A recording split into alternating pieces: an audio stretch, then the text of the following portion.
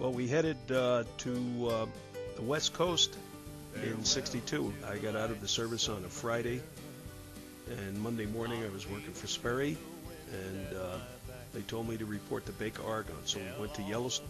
We took the Chevy, went out west for the first time, and hit Yellowstone on our way to Oregon, and it was mesmerizing. It is, and of course we've been back there dozens of times since then. It's doesn't get it. It just keeps getting better. But this was in March, in the early spring, and there were still snowstorms coming and going. And we went past Yellowstone Lake. Yellowstone Lake was howling. It was absolutely cold. It was very windy.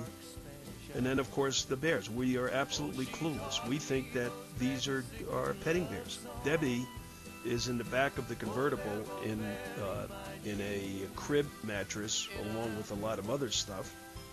And, of course, it has a fabric top.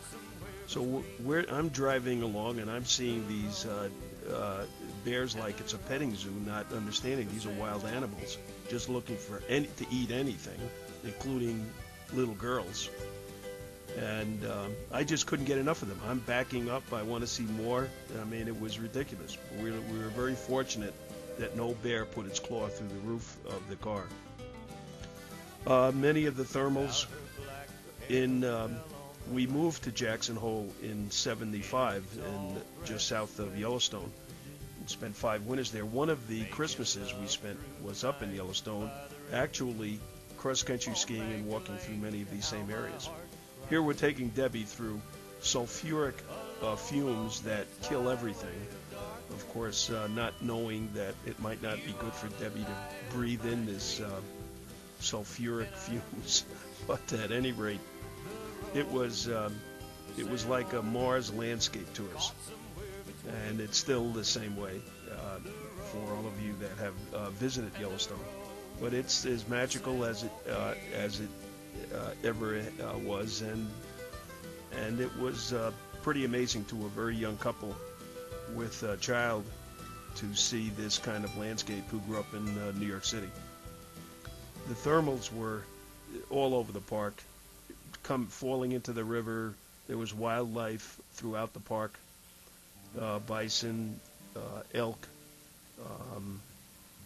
moose, and what have you. This is an area where we'd be cross-country skiing many years later throughout all of these thermals. Right alongside of the road. Pretty amazing.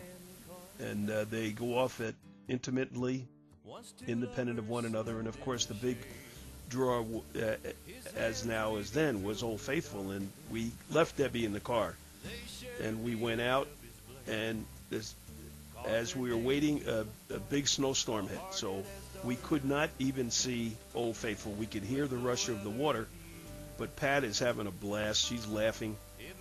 And now we're heading back to the car, heading to Oregon. I hope you enjoyed it.